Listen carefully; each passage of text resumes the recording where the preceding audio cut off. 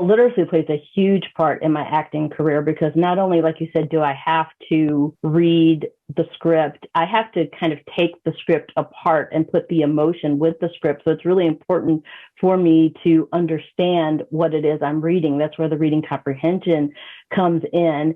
And there are times when, as an actor, I'll get a note over from my agent and I might get a script for an audition and have 3 or 4 hours. Also with reading, I love creative writing. So Yes. it kind of goes with it. My love for reading made my mind open up and be more creative. So then I use that on the writing side as well. And behind the camera, there's even more work because you have paperwork. There are releases that need to be signed. There's insurance that needs to be done. There's contracts that need to be handed out. And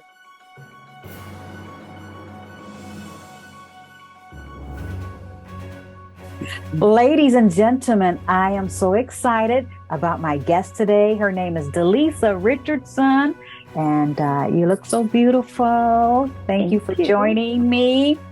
And this beautiful face is involved in modeling and acting and a notary republic and a minister, just so many things. But I'm going to shut up because I want you to tell us what you do and tell us your background and where you're from.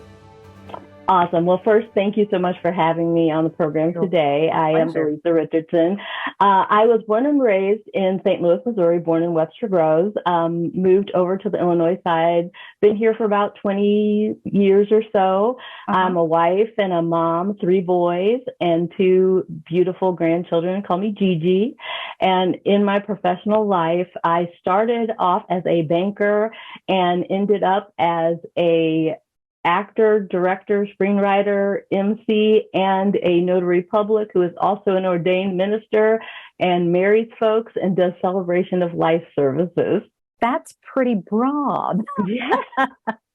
But I love it. You're never bored. Never. And I figure, it's a couple of different hats, but it's everything that I love. I worked in banking for about 20 years. And then when I decided to go out and work for myself, I decided that I was just going to do every facet of life that I loved. Oh, that's great. And one thing I know we have a connection with, and that is reading and books. And you've talked to me about being an avid reader. And you even donated some books to my nonprofit, and I appreciate that so much. But I'm curious, how did you become an avid reader, Delisa? My love of reading really started at about 4 or 5 years old. One of my earliest memories is sitting with my dad on his lap, and he's helping me read the Dick and Jane books from back in the day. I'm probably dating myself, See Dick Run. And I was learning to read at that time. And my father also just had his office area. He had floor to ceiling books just on all different kinds of subjects. And I, as a little girl, was in awe of it. Just looked like the biggest thing to me at that time. I was, this space, it's crazy. It's so big. And he had a stack of cartoons. He would keep them in a really large binder, and they were civil rights cartoons on civil rights characters. So I read about Dr. Martin Luther King. I read about Harriet Tubman in a way that I could understand. And I wanted to stick with it because it was a comic book. So it was, colorful and had all the illustrations. And me being the youngest of 7, all of my siblings had coloring, or they did have coloring books, but they had the comic book. So I was always trying to get into what they were getting into. Sure. So, that was just another way to enhance my love of reading. Now, did you formally learn how to read when you went to school, or did your dad teach you? My dad taught me how to read. I was reading when I went into kindergarten. That was one of the things that he was very animate about in our lives, was our education. So all of us knew how to read, and we were all playing instruments in some form or another by the time we entered formally into school. Now that you're an adult and all those things you do, Delisa, how in the world do you carve out time to do some reading? And do you do audiobooks while you're driving, or how do you carve out that time? Because it seems to be very important. in your life?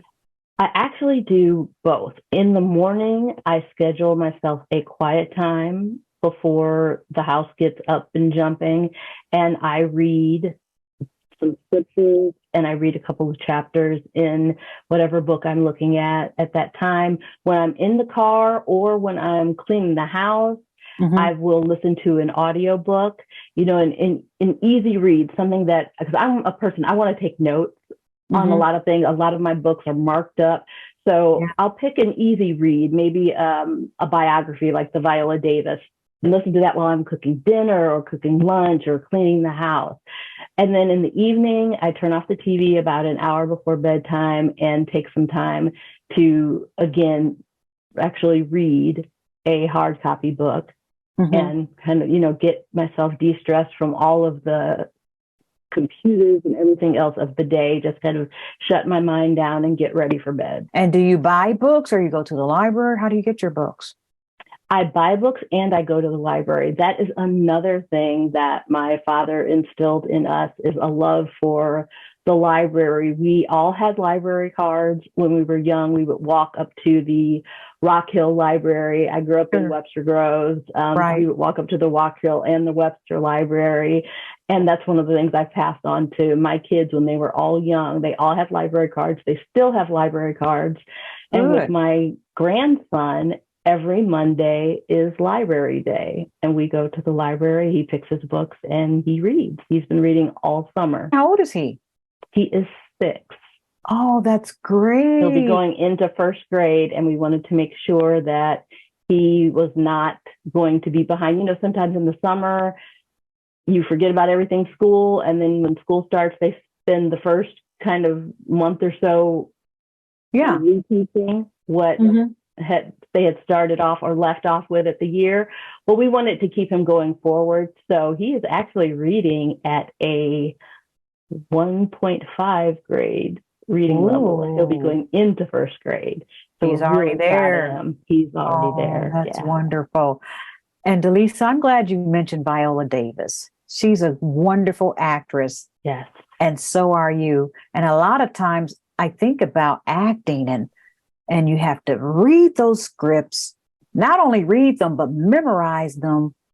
How does literacy play a part in your acting career? Well, literacy plays a huge part in my acting career, because not only, like you said, do I have to read the script, I have to kind of take the script apart and put the emotion with the script. So it's really important for me to understand what it is I'm reading. That's where the reading comprehension comes in. And there are times when, as an actor, I'll get a note over from my agent, and I might get a script for an audition and have 3 or 4 hours to read it before I'm on camera doing an audition. Sometimes it's less time than that. Well, that's amazing. So it's a good thing you did all that reading when you were younger. Yes, it really did come in handy when I was younger. And still, also with reading, I love creative writing. So it kind of goes with it. My love for reading made my mind open up and be more creative. So then I use that on the writing side as well. Yes, because literacy involves reading and writing and comprehension. And you said you're also a director and a writer. Yes. You're in front of the camera and behind the camera. Yes. And behind the camera, there's even more work, because you have paperwork. There are releases that need to be signed. There's insurance that needs to be done. There's contracts that need to be handed out and read properly, and so that you know what you're signing. So literacy is extremely important in my line of work, even with my notary work. Of course, that's what I was going to bring up. Yes. All the paperwork, that legal work. You have to know what you're signing, what you're notarizing. Yes, and I have to be able to read, for me to be able to read the identification of the person that's in front of me, because as the notary aspect, it's my job to identify the person that's in front of me and to make sure that they understand what they're signing. So I will ask the questions of them. Do you understand? Have you read this document? And do you understand what it is that you're signing? And they'll tell me yes, because it is, as the notary public, that's binding. That's me saying I've identified this person and all the requirements were met for me to notarize this document. It just sounds like literacy is important in every aspect of your life. Your father passed that legacy on to you. You passed it on to your children, and now you're passing it on to your grandchildren. Well, as we wrap up, I wondered if you would tell me, why do you think literacy is important in the world today to all of us? I think literacy is really one of the most important gifts that we can have in our life. It's what you really need to function on a daily basis, not only just to enhance your career opportunities, but really just to have a good quality of life. Being able to pick up a book, fiction, a great piece of fiction that can just take you away from whatever is bothering you at the time you pick up that book and just immerse yourself in that. Or even some nonfiction, you can read some great biographies. We need to know about history. And with everything going on in the world right now, we really need to know about our history. So reading documents that you may not be, have been taught in school. There were so many things that I didn't know that I had read at a later date when I was an adult. It's just so invaluable to be able to function fully, I believe, as a human being, everything that God has given us to be, our fullness. Literacy is at the forefront of that. That you said that so beautifully, and that's why I do what I do. I want to help people in the world to become literate, just like you.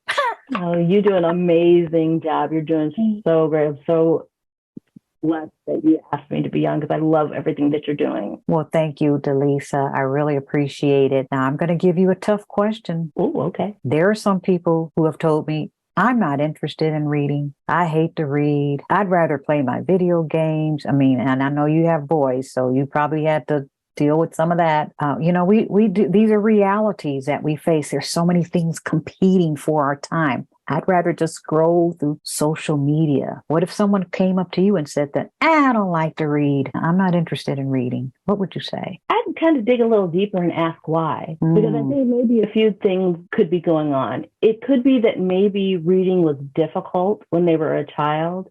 And unfortunately, a stigma was attached to them to where they believed they weren't a good reader or didn't get good grades in reading. So they have a bad experience. Right. Or for some, we all learn differently. So maybe they just have a different way of learning that no one tapped into. And even with social media, folks who want to be, the social media influencers and things like that, you got to read and you have to know how to do those posts and post that content. Requires a lot of reading. That's right. You have to study your subject. Yes. Well, thank you so much for joining me on Literacy Journeys with Linda, Delisa. I really appreciate your time and all the wonderful things that you shared with our audience. Ladies and gentlemen, if you like these Literacy Journeys with Linda interviews, please click that subscribe button so you won't miss any interviews that I'm doing with all these fabulous people. Thanks again, Delisa, for joining me. Thank you, Linda. Bye-bye. Thank you. Bye.